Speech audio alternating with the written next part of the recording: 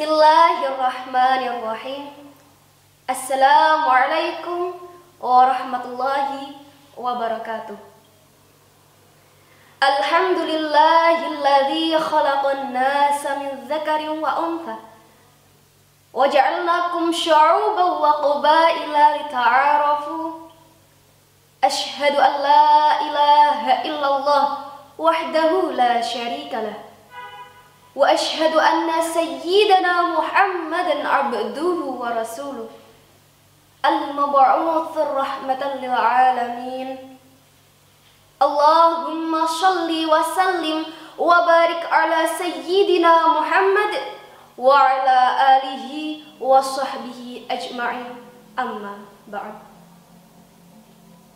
Selaku insan yang bertakwa, marilah kita panjatkan puji dan syukur kehadirat Allah Subhanahu wa ta'ala. Mengapa? Karena Allah Subhanahu wa ta'ala telah menciptakan makhluknya dengan berbagai macam bentuk. Ada yang besar, ada yang kecil, ada yang panjang, ada juga yang pendek. Ada yang kaya, ada pula yang miskin. Semua itu memiliki hikmah yang sangat besar bagi kita yang pandai mensyukurinya. Selanjutnya, sholawat beserta salam marilah kita sanjungkan kepada tokoh revolusioner kita, seorang pemimpin tak bergaji, seorang direktur tak berdasi. Beliau adalah baginda Nabi besar Muhammad Sallallahu Alaihi Wasallam. Dewan juri serta hadirin hadirat yang berbahagia, izinkan saya berdiri di sini untuk menyampaikan sebuah tausiah yang berjudul Generasi Muda dalam Menghadapi Bonus Demografi di Indonesia. Hadirin, pernahkah hadirin mendengar tentang bonus? Pastinya sudah. Ketika kita mendengar kata bonus, pasti berkaitan dengan hal-hal yang sangat menyenangkan. Namun, di sini saya akan membahas tentang bonus demografi.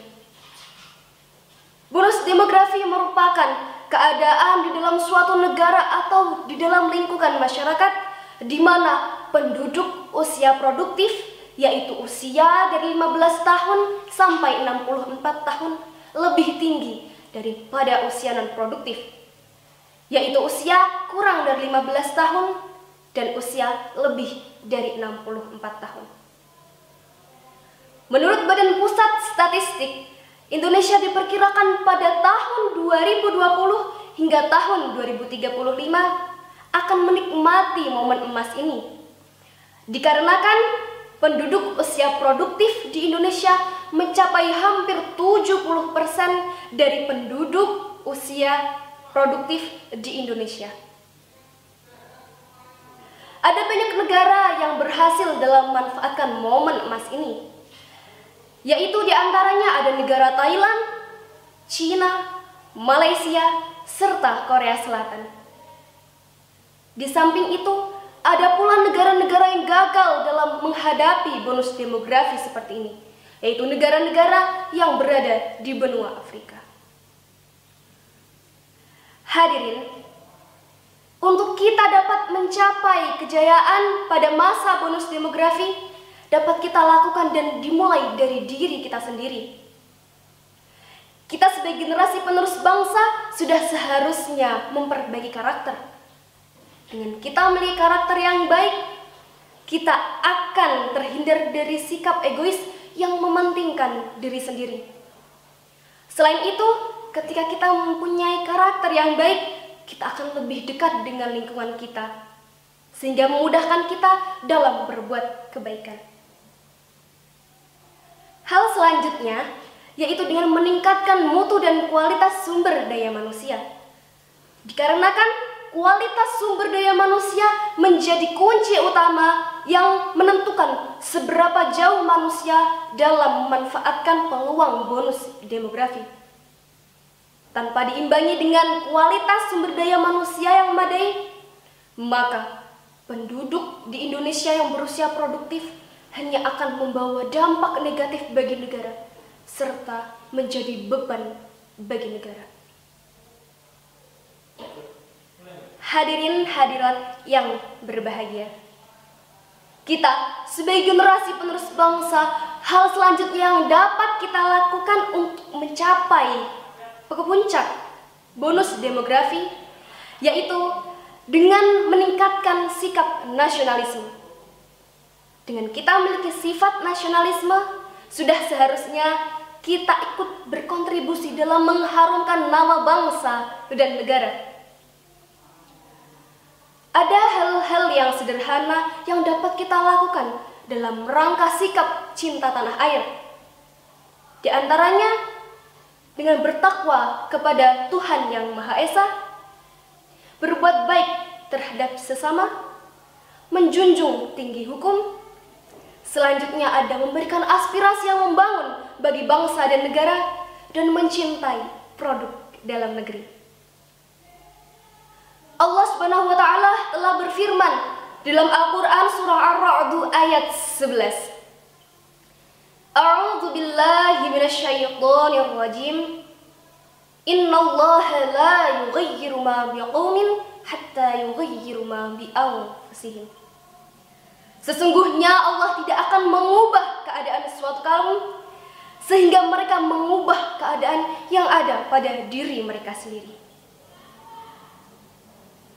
Hadirin, ayat tadi menegaskan kepada kita bahwa Allah Subhanahu wa Ta'ala tidak akan mengubah keadaan kita sebelum kita sendiri yang mengubah keadaan kita.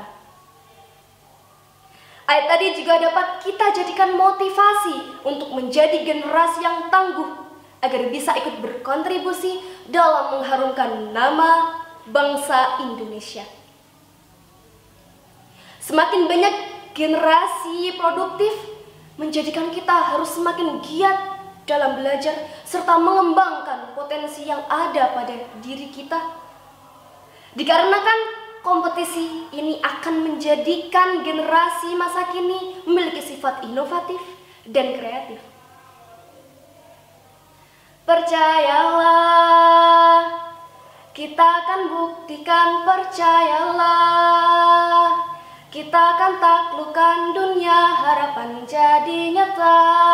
Impian kan terwujud karena kita bisa.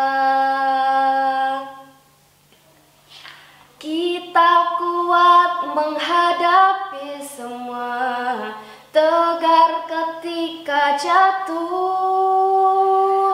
Kita bisa melawan dunia, menghilangkannya dari dunia. Percayalah, kita akan buktikan, percayalah.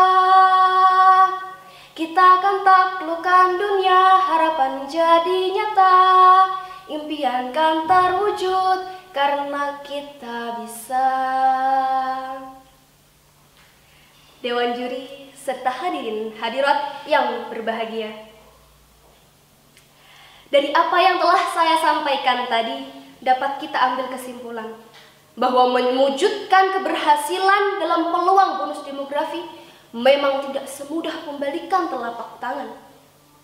Namun jika ada komitmen dari pemerintah serta tekad yang kuat dari kita sebagai generasi penerus bangsa, maka hal itu akan lebih mudah terwujudkan. Sekian tausiah singkat dari saya, semoga bermanfaat. Semoga kita senantiasa diberikan kekuatan, kesehatan, serta kesempatan untuk berbuat kebaikan. Bersama-sama, bahu-membahu menuju Indonesia yang lebih sejahtera ke depannya. Selaku insan biasa, saya pastinya tidak luput dengan yang namanya kesalahan. Mohon sekiranya dapat dimaafkan. Jika ada kebaikan, pasti datangnya dari Allah Subhanahu wa Ta'ala. Sekian dari saya. Wallahul muwaffiq ila aqwamit thariq. Assalamualaikum warahmatullahi wabarakatuh.